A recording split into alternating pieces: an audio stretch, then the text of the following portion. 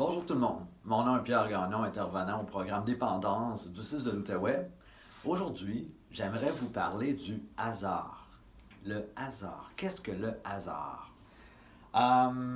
Vous savez, les hasards, ça prend trois conditions. Trois conditions importantes du hasard. Par exemple, on ne peut pas le prédire, on ne peut pas le contrôler, on ne peut pas l'améliorer.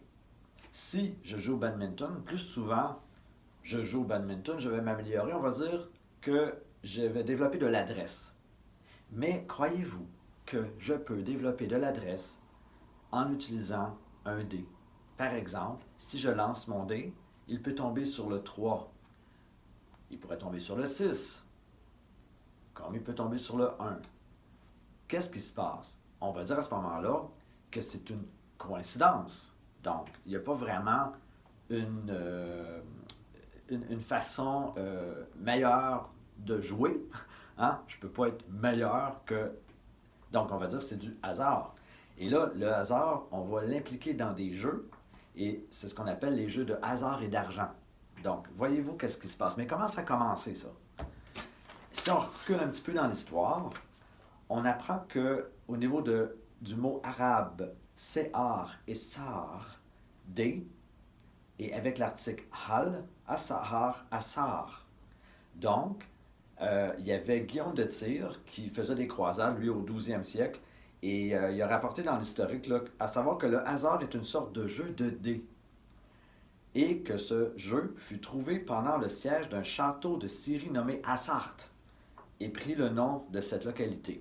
Pour faire une histoire courte, dans tous les cas, on voit par l'historique que le sens primitif de hasard est un certain jeu de dés, de sorte que c'est le hasard jeu de dés qui a dénommé le hasard chance, événement, fortuit, et non l'événement fortuit qui a dénommé les jeux qui se jouent sans calcul.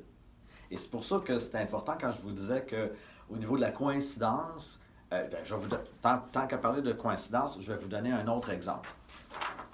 Voyez bien ça ici. Donc, dans ce tableau-là, ici, je vais vous expliquer ce qui se passe. Voyez-vous, quand on parle de pure coïncidence, Lincoln et Kennedy, deux présidents américains. Un est élu à la présidence en 1860 et l'autre élu à la présidence en 1960. Tous les deux ont un total de lettres de 7. Les deux sont décédés avec une balle dans la tête devant leur épouse. Les deux ont un meurtrier abattu avant jugement. L'un s'appelait John Wilkes Booth. Il est né en 1839 et son nom comporte 15 lettres. L'autre s'appelle Lee Harvey Oswald.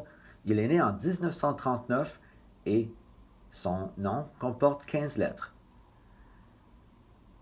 Lincoln avait un secrétaire qui s'appelait Kennedy. Il lui avait conseillé de ne pas y aller. Kennedy avait un secrétaire qui s'appelait Lincoln et il lui avait conseillé de ne pas y aller. Alors voyez-vous comment les coïncidences font douter du hasard. Donc, les jeux de hasard, ils sont fabriqués aussi de manière à changer la perception des choses. Je vais vous donner aussi un autre exemple, comment ça peut être fort, le hasard. Si je vous dis que ce matin, je m'en vais au travail, je travaille au World Trade Center et mon auto a une crevaison. Je m'arrête sur le bord de la route. Ça prend beaucoup de temps avant que la dépanneuse vienne m'aider. Pendant ce temps, il y a un terroriste qui fait rentrer un avion dans le World Trade Center. Je vais donc parler de heureux hasard que j'ai une crevaison ce matin-là. Par contre, si je prenais l'avion, je pourrais être dans l'avion qui a foncé dans le World Trade Center. Et donc, je pourrais parler d'un malheureux hasard. Voyez-vous, donc, le hasard, c'est aussi une prise de risque. Donc, si je joue, il faut toujours que j'ai en tête une prise de risque. Un appareil de loterie vidéo, à chaque fois que je pèse sur un bouton, c'est une loterie nouvelle. Une loterie, comment quelles sont les chances de gagner à la loterie, le 649? Une chance sur 14 millions.